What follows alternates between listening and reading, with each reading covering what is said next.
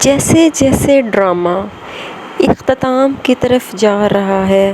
ویسے ویسے اس کی سٹوری مزید انٹرسٹنگ ہوتی جا رہی ہے۔ نور جہاں کے کہنے پر مراد شاہ نور بانو کی زمینیں نہیں سنبھال رہا اور نور بانو آفس کے ساتھ ساتھ زمینوں کے معاملات بھی دیکھ رہی ہے، جس پر مراد شاہ اپنی ماں کے ہاتھوں مجبور ہو کر گھر بیٹھا ہے۔ حنید کچھ لوگ لے کر نور جہاں کی زمینوں پر جاتا ہے اور فائرنگ کر دیتا ہے، جس کے نتیجے میں نور بانو کو تو کچھ نہیں ہوتا لیکن اس کے لوگ زخمی ہو جاتے ہیں، جن کو فوری طور پر ہاسپٹل لے جایا جاتا ہے۔ جب مراد شاہ کو پتہ چلتا ہے کہ حنید نے اس کی بیوی پر حملہ کیا ہے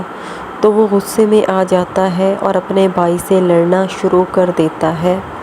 اتنے میں پولیس بھی آ جاتی ہے اور حنید کو گرفتار کر کے لے جاتی ہے، جس پر نور جہاں کو بہت غصہ آتا ہے۔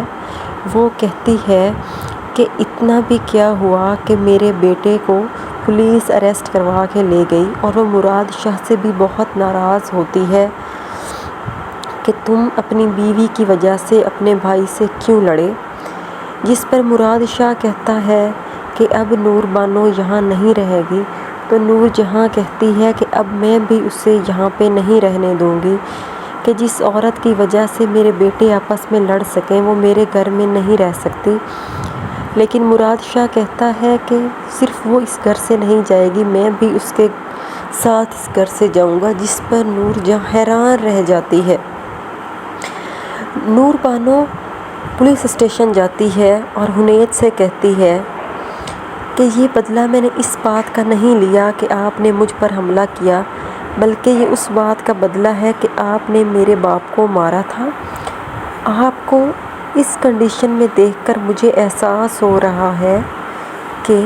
اب میں نے اپنے باپ سے جو وعدہ کیا تھا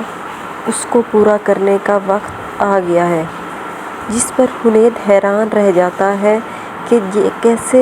نور بانو ان کے گھر میں رہ کر ان کی جڑیں کھوکھلی کر رہی تھی۔